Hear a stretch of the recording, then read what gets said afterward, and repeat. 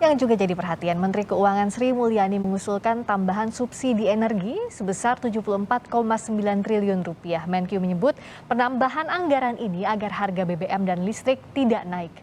Menteri Keuangan menyebut usulan tambahan subsidi energi 74,9 triliun peruntukannya untuk subsidi BBM dan LPG sebesar 71,8 triliun rupiah dan 3,1 triliun rupiah untuk subsidi listrik.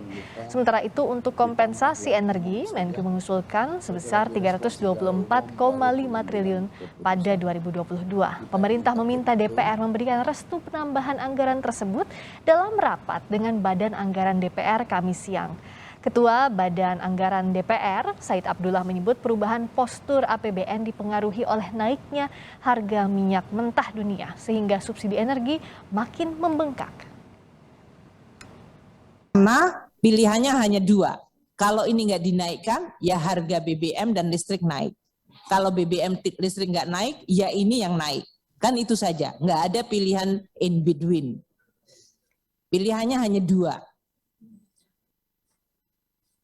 Dan itu berarti ya pengeluaran di dalam APBN kita besar. Nah, kita lihat, kita mengusulkan untuk tambahan subsidi energi tahun 2022 ini akan dilakukan tambahan yang tadi kami sampaikan 74,9 triliun, yaitu untuk BBM, LPG, dan listrik.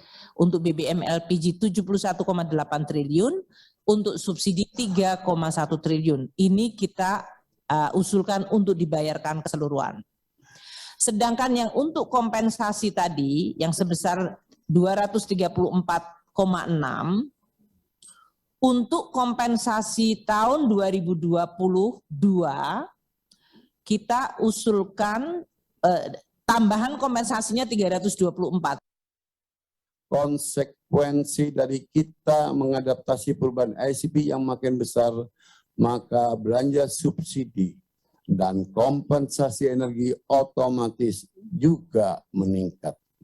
Pemerintah memperkirakan penambahan subsidi BBM, LPG, dan listrik berkisar antara 74,9 triliun. Selain itu, ada kebutuhan untuk menambah biaya kompensasi BBM sebesar 234 triliun, maka belanja subsidi dan kompensasi listrik juga penambahan kompensasi listrik sebesar 41 triliun. Saudara, jika DPR merestui penambahan anggaran subsidi energi, apakah pemerintah bisa menjamin bahwa harga BBM, listrik hingga LPG tidak akan naik? Selengkapnya kita berbincang dengan tenaga ahli utama Kantor Staf Presiden, Edi Priyono. Pak Edi, selamat malam. Ya, selamat malam, Priska. Tadi kita menyimak pernyataannya Bu Menkyu bahwa tidak ada in between, pilihannya cuma dua, subsidi dan kompensasi yang ditambah atau harga BBM dan listrik naik. Sebenarnya bisakah dijaminkan ini bahwa memang tidak ada pilihannya, mau tidak mau harus naik subsidi dan kompensasi? Iya, jadi ya persis seperti yang disampaikan oleh Bu Menteri Keuangan ya. Kalau kebijakan itu kan persoalan pilihan.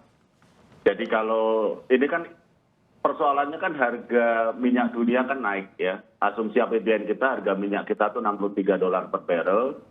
Sedangkan sekarang harga minyak dunia itu udah di atas 100 ya, 119, 113 dan sebagainya. Sehingga padahal kita sebagian besar BBM dan juga gas itu kita impor gitu loh. Nah, jadi pilihannya tadi kalau kita mau harga BBM, listrik dan LPG yang subsidi ini dipertahankan, maka anggaran untuk subsidi dan juga kompensasi itu harus naik gitu ya.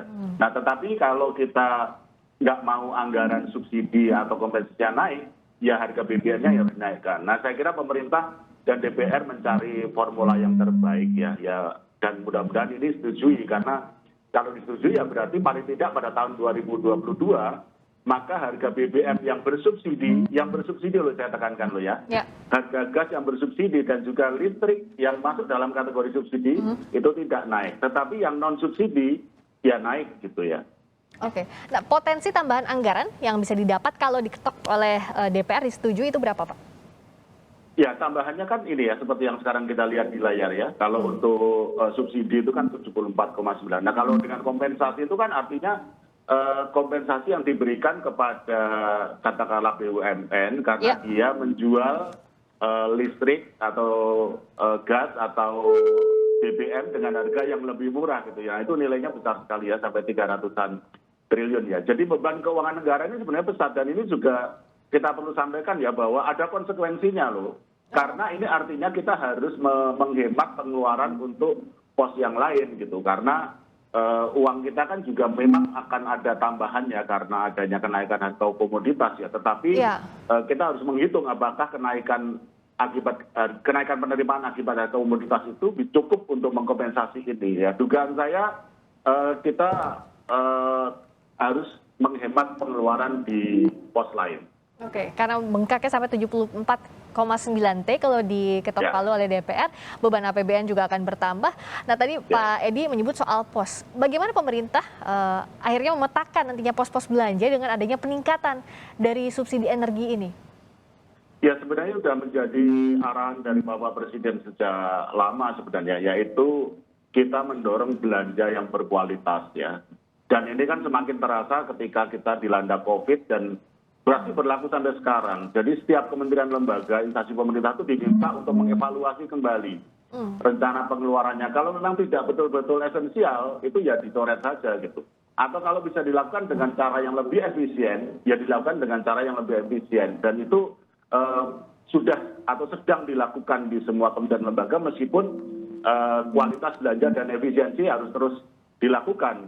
Karena hanya itu yang kita bisa lakukan ketika kita harus menambah alokasi anggaran untuk subsidi dan kompensasi BBM dan energi lain gitu ya. Jadi harus ada penghematan untuk pos-pos energi. Tapi saya kira pemerintah tetap dengan prioritasnya ya. Masyarakat nggak perlu khawatir ya bahwa pembangunan ekonomi, pemberian perlindungan kepada masyarakat miskin, masyarakat kecil, kelompok tidak mampu, pelaku usaha mikro kecil itu tetap menjadi prioritas pemerintah. Jadi saya kira masyarakat nggak perlu khawatir tentang itu. Jadi kalau mengganggu pos-pos belanja yang lain bisa dipastikan tidak akan terjadi, Pak Edi? Gimana? Sorry? Tadi untuk kalau mengganggu pos-pos lainnya prioritas pemerintah tidak akan terjadi begitu ya?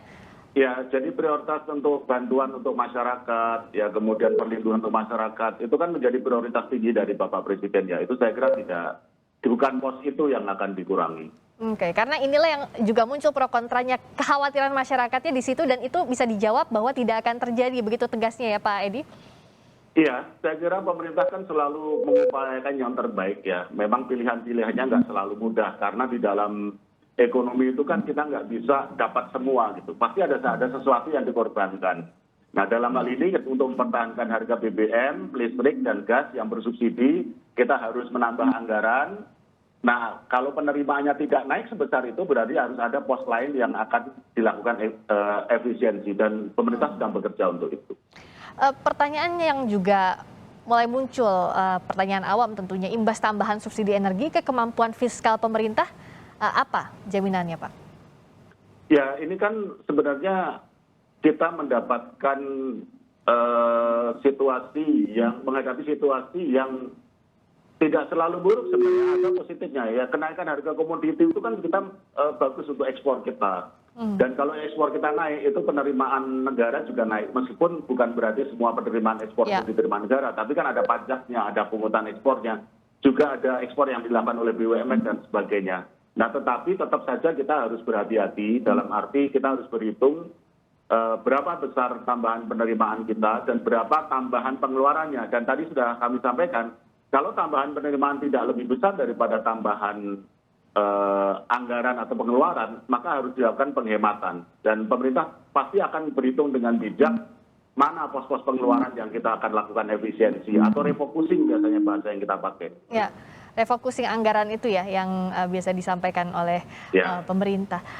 Agar clear juga di masyarakat, sebenarnya kenapa ini urgent, betul-betul dibutuhkan subsidi energi ini dan harus di ACC oleh DPR, Pak Edi?